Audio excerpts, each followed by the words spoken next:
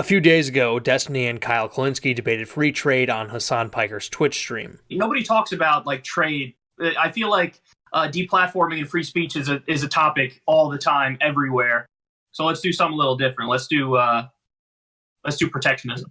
I'm actually one of the few channels that I know of that talks about the subject, and I'm glad to see other people doing so as well. I think I'm going to make a few videos over the next few weeks, going over this debate in a piecemeal way, because I think there's a lot that needs to be said. Kyle is of course a protectionist, but Desntiny, surprisingly enough, despite being on the left, is actually a free trader. Though I shouldn't say it's all that surprising. Almost all polling shows pretty strong support for free trade amongst most Americans, especially Democrats and liberals. Also, the consensus amongst economists is fairly strong in favor of free trade as well. Ironically enough, this puts Kyle, someone who constantly talks about polls, on the wrong side of the popular will. You're the polls guy! You're the fucking polls guy, dude! Go to any poll on the actual issues, and you are proven wrong empirically, objectively, immediately! Of course, according to Kyle, anytime someone else goes against the polls, they're only doing it because they've sold out. So I think it's entirely possible that Mr. Kulinski supports protectionism because he's taking bribes from millionaires. Anyways, the debate started off with this. I would say that I believe in trade as a matter of necessity. So there's going to be plenty of things that we need in this country that we don't have here, produce here for whatever reason, and that it's just a fact of reality that requires trade, that requires getting along with other countries, that requires having some sort of agreements. I think all that stuff is unavoidable.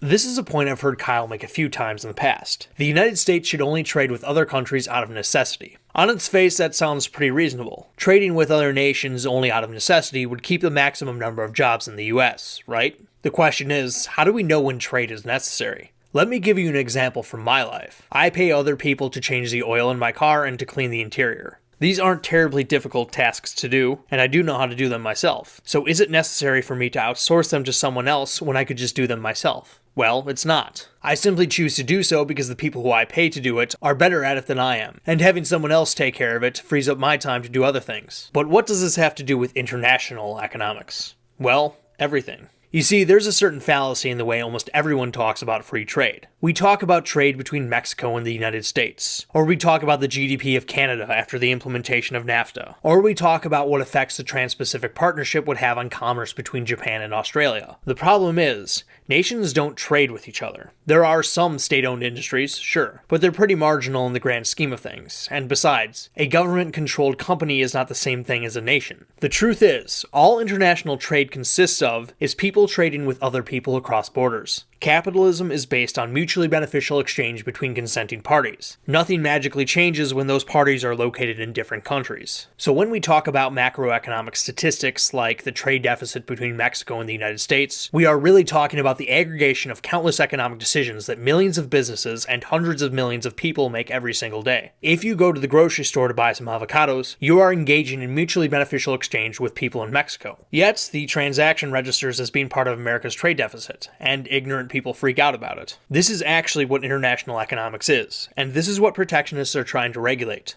I should say that I find the attempt to do so morally reprehensible. I believe that you should be free to engage in commerce with whom you please on the best terms that you can negotiate, even if that person lives in another country, without Steve Bannon, Bernie Sanders, Donald Trump, or Kyle Kulinski looking over your shoulder and telling you can't because they claim to know what's in your best interests. All that said, moralizing as such is unlikely to persuade people who don't already agree with you. So allow me to make a more practical case. What they're attempting to do is effectively impossible. One of the most important economic essays I've ever read is I Pencil by Leonard E. Reed. It details the supply chain of a humble number 2 pencil, driving home the point that no single person knows how to build one. Here's a clip from an animated reading of the essay. The link to the full video will be in the description box below. My family tree begins with what in fact is a tree, a cedar of straight grain that grows in Northern California and Oregon. Now contemplate all the saws and trucks and rope and the countless other gear used in harvesting and carting the cedar logs to the railroad siding. Think of all the persons and the numberless skills that went into their fabrication, the mining of ore, the making of steel and its refinement into saws, axes, motors, the growing of hemp and bringing it through all the stages to heavy and strong rope, the logging camps with their beds and mess halls, the cookery and the raising of all the foods.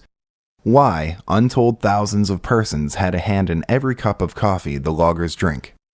The logs are shipped to a mill in San Leandro, California. Can you imagine the individual who makes flat cars and rails and railroad engines, and who construct and install the communication systems incidental thereto? These legions are among my antecedents.